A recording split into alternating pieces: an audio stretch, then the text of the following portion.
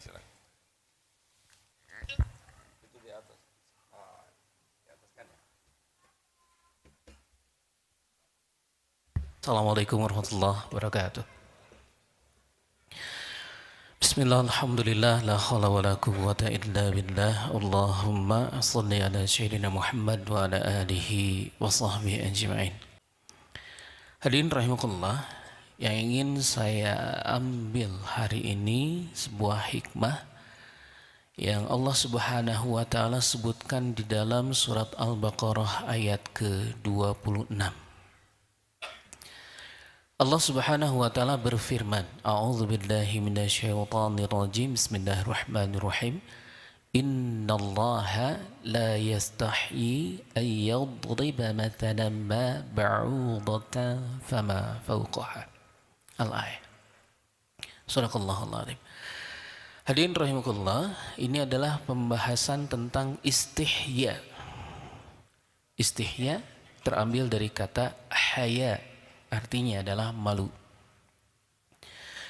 Menurut ulama, di dalam sebuah kitab, antum mungkin sudah mengenal kitab ini, sebuah kitab yang masyhur, Fathul Bari. Ini adalah salah satu cabang iman yang paling penting menurut beliau. Beliau menyatakan li'annal haya, dikarenakan al-haya huwa as-sababul al-aqwa. Dia adalah sebab yang paling kuat fi qiyamil abdi bi jami'i sya'bil iman. Dia adalah sebuah sebab yang paling kuat untuk menegakkan seluruh cabang-cabang iman. Saking banyaknya hadirin rahimakumullah tentang pembahasan al-haya ini, kita mengetahui Rasulullah SAW menjadikan dia sebagai cabang yang paling sering dibahas berkaitan dengan cabang iman. Salah satu yang sering kita dengar adalah al-imanu bid'un wa sab'un su'batun wa afdaluha qawlu la ilaha illallah wa adnaha imatatu alda anit tariq. Ini ya, bahwa iman itu ada 70 sekian cabang, kata Rasulullah, atau 60 sekian cabang. Kemudian kita mengetahui bahwa afdaluha, yang paling tinggi cabang iman itu adalah kalimat la ilaha illallah. Dan kemudian yang paling rendahnya adalah menghilangkan halangan, menghilangkan gangguan. Kalau secara bahasanya adza itu artinya syaukah. Apa itu syaukah? Duri. Tapi diterjemahkan oleh ulama maksudnya adalah gangguan dari jalan. Nah, hadirin rahimakumullah, yang disebutkan di dalam hadis ini al-haya, dan yang dinamakan dengan haya adalah sa'batun minal iman, adalah cabang dari iman.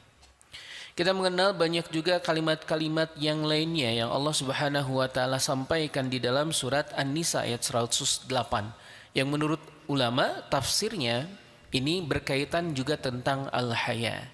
Kita juga Allah Subhanahu wa taala sebutkan di dalam Al-Qur'an, innallaha la yastahyi bil haqq.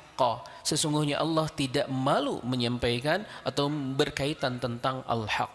Demikian pula di dalam surat Al-Baqarah ayat 26 ini, innallaha la yastahyi. Nah, hadirin rahimakumullah, karena waktu yang singkat saya tidak akan membahas semuanya. Yang paling penting dari kalimat yang disampaikan oleh ulama berkaitan surat Al-Baqarah 26 adalah menempatkan rasa malu. Menempatkan rasa malu. Kenapa menempatkan rasa malu? Sederhana, hadirin rahimakumullah. Ada orang yang salah menempatkan rasa malu. Ada orang yang malu ke masjid gara-gara naudzubillah summa naudzubillah diledek oleh temannya. Kenapa kamu nggak mau ke masjid? Oh, saya kan biasa nggak ke masjid, tiba-tiba ke masjid. Atau nanti teman-teman saya yang suka kumpul dengan saya ngeledek di jalan. Wih, jadi soleh ya sekarang mah gitu. Ini menjadi membuat dirinya mempunyai rasa malu di tempat yang salah. Maka Allah Subhanahu wa taala menyintir hal tersebut di dalam surat Al-Baqarah ayat 26. Apa firman Allah? Innallaha, Allah itu tidak malu, la yastahyi ayyadriba masalan ma ba'udatan fama fawqaha. Allah tidak malu mengambil permisalan dengan sesuatu yang hina. Sehina nyamuk, firman Allah. Kenapa sehina nyamuk? Disebutkan di dalam tafsir, kenapa Allah memberikan permisalan yang menurut tafsir ini sesuatu yang hina? Karena Allah ingin memberikan sebuah panduan kepada manusia, jangan pernah punya rasa malu di tempat yang salah. Karena di dalam hadis yang lain, Rasulullah SAW menyatakan, la ya'ti al-haya illa bil khair. Tidaklah rasa malu kalau ditempatkan kepada hal yang tepat, illa bil khair, kecuali akan mendatangkan kebaikan kepada manusia. Di dalam hadis yang lain Rasulullah SAW menyatakan, al-haya wal iman qarnan, bahwa haya dan iman, bahwa iman dan rasa malu adalah qarnan, adalah dua sisi yang berdampingan, pasangan, hadirin rahimakumullah, jami'an, yang terkumpul. Fa idza rufi'a, ketika diangkat ahaduhuma, diangkat salah satunya atau dikurangi salah satunya atau dihilangkan salah satunya, rufi'al akhar, maka hal yang lain hilang. Maka punten hadirin rahimakumullah, ulama sepakat salah satu hal memberikan pondasi kepada iman kita adalah dengan rasa malu. Maka rasa malu ini menurut ulama tergolong kepada dua hal. Rasa malu yang muncul karena pendidikan orang tua dari kecil. Yang kedua, rasa malu yang dibangun karena ilmu. Yang mana yang wajib? Menurut ulama, yang wajib adalah rasa malu yang terbangun oleh ilmu. Contoh rasa malu yang terbangun oleh ilmu seperti apa? Sederhana. Misal, masa ngapalin Quran tapi dengan Quran tidak merubah akhlak. Salah satu bentuk rasa malu. Punya rasa malu, kenapa? Pengetahuan. Ini yang penting.